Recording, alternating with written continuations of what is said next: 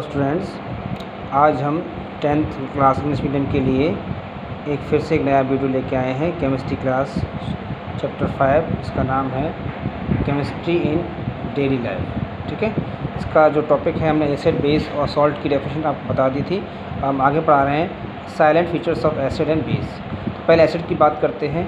Acid के बारे में कुछ क्वालिटीज़ हैं, वो ध्यान दीजिएगा कि they turn blue litmus paper into red, यानी वो कंटेंट जो ब्लू लिटमस को रेड में कन्वर्ट कर दें, उसका कलर चेंज कर दें, उन्हें एसिड कहते हैं। Second property, they release hydrogen from metals, यानी उनकी रिएक्शन किसी मेटल से कराई जाए तो वो हाइड्रोजन गैस रिलीज़ करते हैं। जैसे यहाँ दिख रहे हैं आप क्वेश्चन में, सल्फ्यूरिक एसिड जो H2SO4 है, उसकी रिएक्शन जिंक मेटल से कराई जाए तो जिंक SO4 है, जिंक सल्फेट बनता है और साथ में ये H2 निकलती है। इसको हमने एरो से रिप्रेजेंट किया है। एरो का ऊपर का मुंह करना यानी कि किसी गैस को निकलने का साइन होता है। ठीक है, नेक्स्ट है there four sour substance do not kept in metallic substance. इसका अर्थ है कि इसीलिए खट्टे जो पदार्थ होते हैं या एसिडिक होते हैं, नींबू वगैरह, उनको हम मेटेलिक बर्तनों में नहीं रखते क्योंकि उससे एक पॉइजनस से टॉक्सिक कंटेंट बनता है जो हमारे स्वास्थ्य के लिए हानिकारक है। इसलिए खट्टी चीज़ों को कभी भी मेटेलिक ऑब्जेक्ट में, ग्लास में, जग में नहीं रखा जाता।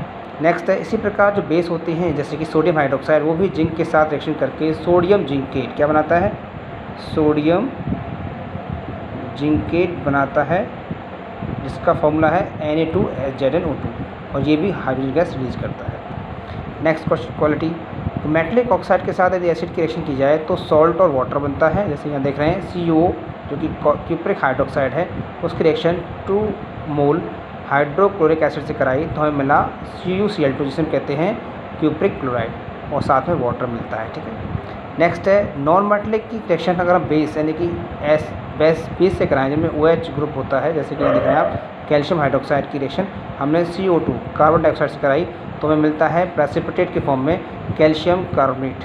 ये नीचे वाला एरो दिखाता है कि इसमें कुछ ऐसा इनसॉल्युबल कंटेंट प्राप्त होता है जिसे हम प्रेसिपिटेट कह सकते हैं। ठीक है, और वाटर साथ में मिलता ही है।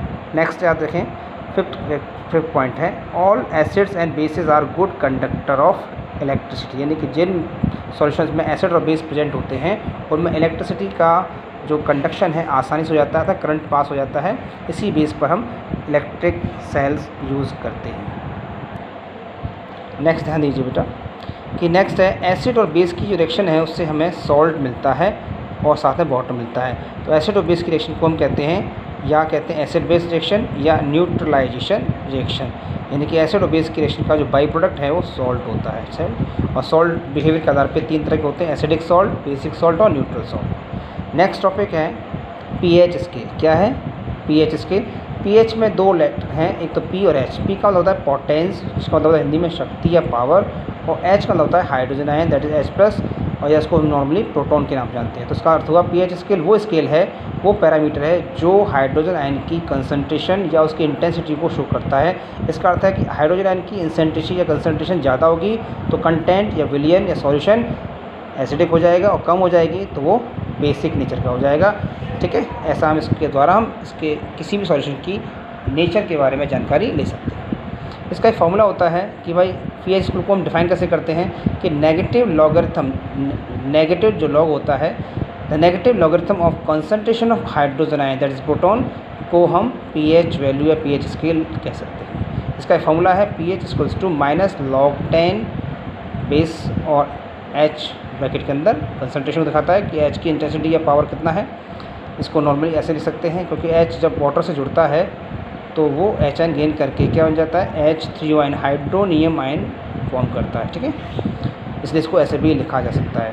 फिर है बाय न्यूट्रल सॉल्यूशन कंसंट्रेशन, यानी कि न्यूट्रल सॉल्यूशन जो होते हैं उनमें H आयन यानी प्रोटॉन और हाइड्रोक्सिल आयन OH में नेगेटिव की जो कंसंट्रेशन है वो बैलेंस होती है, जिसे हम 1 × 10⁷ मोल पर लीटर के द्वारा एक्सप्लेन कर सकते हैं या रिप्रेजेंट करते हैं। इसलिए जो न्यूट्रल सॉल्यूशन होते हैं उनकी pH हमेशा 7 आती है। ठीक है, 7। अब यहाँ एक स्केल बनाया हुआ है जो बताता है कि अगर pH 0 से 7 के बीच में है तो वो एसिडिक नेचर का होगा, और अगर 7 से 14 के बीच में है तो वो बेसिक नेचर का होगा। 7 से कम होने पर हाइड्रोजन कंसंट्रेशन बढ़ती है, इसलिए बिहेवियर एसिडिक हो जाता है, और 7 से ऊपर जाने पर हाइड्रोजन की कंसंट्रेशन कम हो जाती है, इसलिए नीचे का आरो लगाया हुआ है, तो वो बेसिक या एल्कलाइन नेचर का हो जाता। ठीक है, ध्यान दीजिएगा। आगे देखें कुछ यूज़ हैं पीएच के बारे में, डेली लाइफ में पीएच कहाँ यूज़ आती है, तो मैं इसको शॉर्टली आपको समझाने की कोशिश कर रहा हूँ बेटा, ध्यान से सुनिएगा।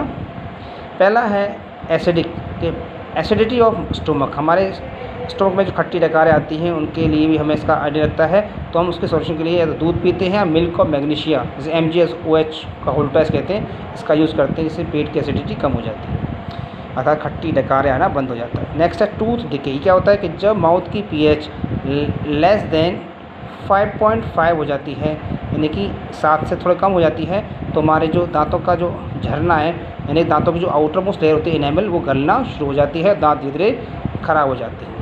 Next acidic rain. एसिडिक का मतलब बारिश के साथ एसिड का रिलीज होना। इसका मतलब है कि जहाँ ऑटोमोबाइल्स या व्हीकल ज़्यादा होते हैं वहाँ के पॉल्यूशन एनवायरनमेंट में हाइड्रोजन सल्फ्यूरिक एसिड और नाइट्रिक एसिड की कंसनट्रेशन ज़्यादा होती है, जो पानी के साथ, मतलब जो क्लाउड्स में वाटर होता है उसके साथ मिलकर के रिएक्शंस करते हैं और ये दो एसिड का फॉर्मेशन होता है। यानी कि जो पॉल्यूटेड गैसेस होती हैं उनमें NO2 बेटा नाइट्रोक्साइड और SO2 गैसेस जो मेन होती हैं, ये दोनों मिलकर के अलग अलग एसिड बनाती हैं, जो बारिश के पानी के साथ आकर के उसकी पीएच को रिड्यूस करते हैं, उसे एसिडिक बनाते हैं। और ये एसिडिक रेन जहाँ भी गिरती है, किसी स्टैचू पर, किसी बिल्डिंग पर, किसी ब्रिज पर, तो उसका कोरोजन या उसको गलना शुरू कर देती है। इसी की वजह से लोहे पर जंग भी लगता है। ठीक है, नेक्स्ट है सॉइल की पीएच, क्योंकि सारे इस बात का विशेष ध्यान रखते हैं कि सॉइल की पीएच एक मॉडरेट एवरेज रेंज में होना चाहिए, जो लगभग 6 और 7 के बीच में होती है। अगर इससे कम होती है तो भी प्रॉब्लम होती है और ज़्यादा होती है तो भी प्रॉब्लम होती है। इसलिए एसिड जो है स्लाइटली एसिडिक होनी चाहिए, और ज़्यादा होने पर, एसिडिक पीएच का मान ज़्यादा होने पर उसमें जिंक का यूज़ हम करते हैं। थैंक यू बेटा, आशा करता हूँ समझ में आया होगा। फिर रिव्यूज़ दीजिए और अपने वीडियो को शेयर कीजिए और लाइक कीजिए, अपने दोस्तों को बताइए कि हम यहाँ GSR बायोलॉजी की तरफ से आपको एक केम स्कूल की तरफ से आपके लिए यहाँ पे अवेलेबल हैं। कोई कमेंट है लिखिएगा। Thank you, bye.